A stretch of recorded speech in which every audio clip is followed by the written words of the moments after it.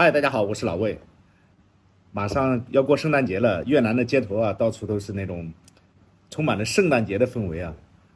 也让我就是每逢佳节倍思亲，也让我就是又想回国了因为现在出来整整3年了，疫情发生以后我就没有回去过，现在是真的想回去，很想回去，因为一方面家人也确实很久没见了，另外一方面呢，就是国内的疫情啊，现在也放开了。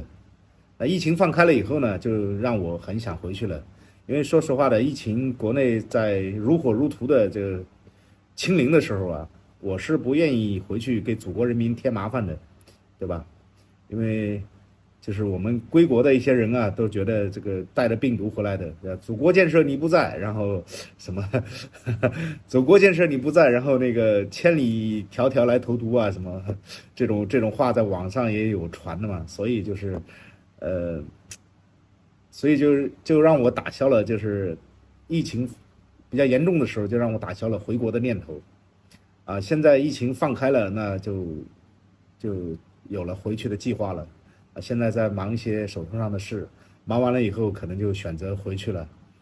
最近呢，国内也有很多朋友啊给我打电话，说是老魏，听说你以前感染了，现在感染了以后怎么办呢？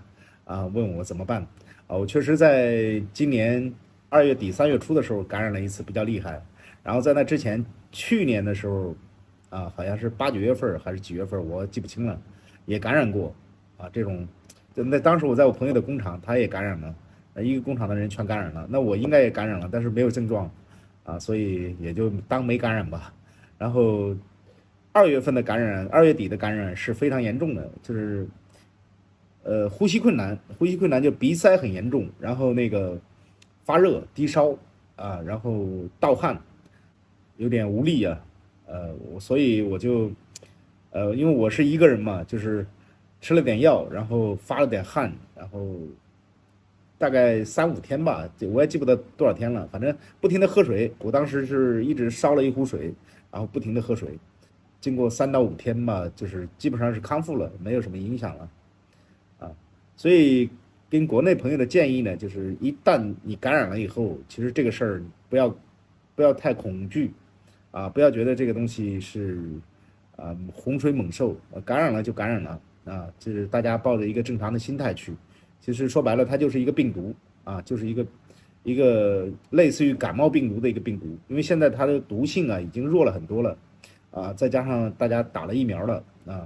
呃，我有很多朋友都没有打疫苗，他们感染了也没事儿在海外就是我认识很多朋友，他们是不愿意打疫苗的，也有打了3针的、4针的就是这个反正每个人都有每个人的看法吧，就是没有打疫苗的，他也觉得这个疫苗是没有用的理由是这个你打了疫苗，如果是有用的话，早就放开了，对不对？这是疫苗无用说，也有疫苗有用说，疫苗可以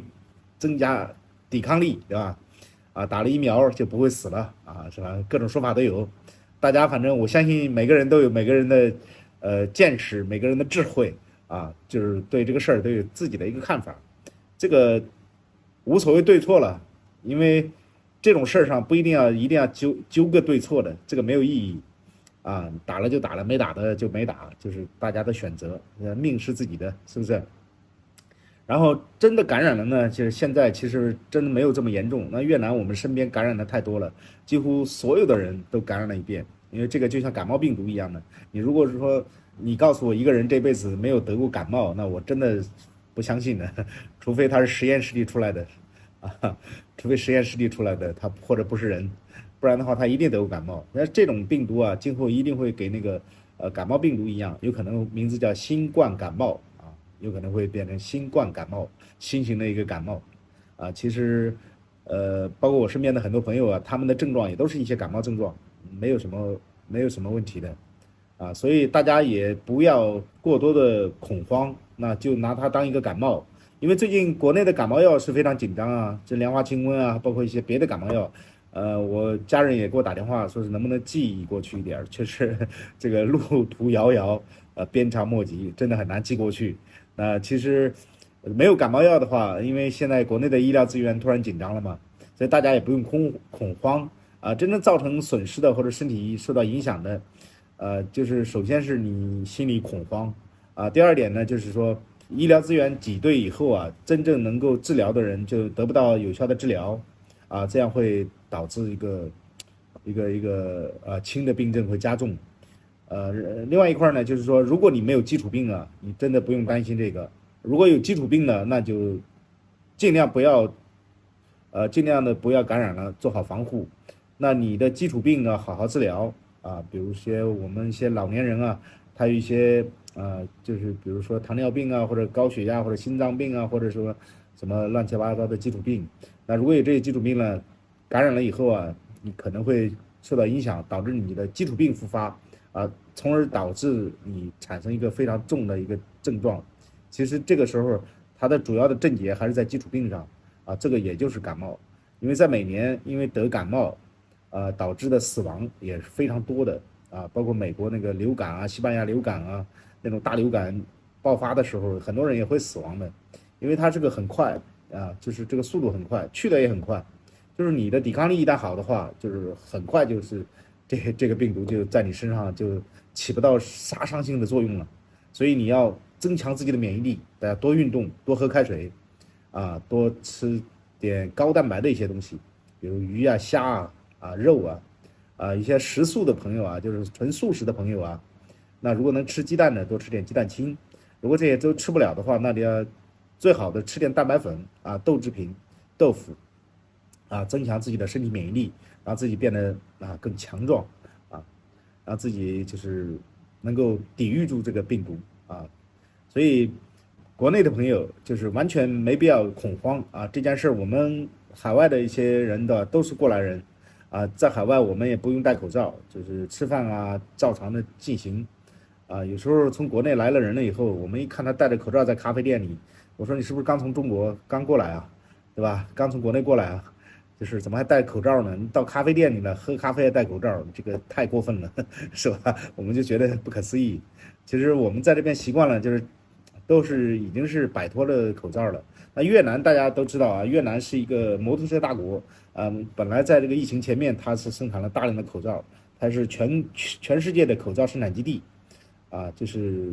越南的，它是一个口罩制造加工业一个口罩工厂非常多的一个地方。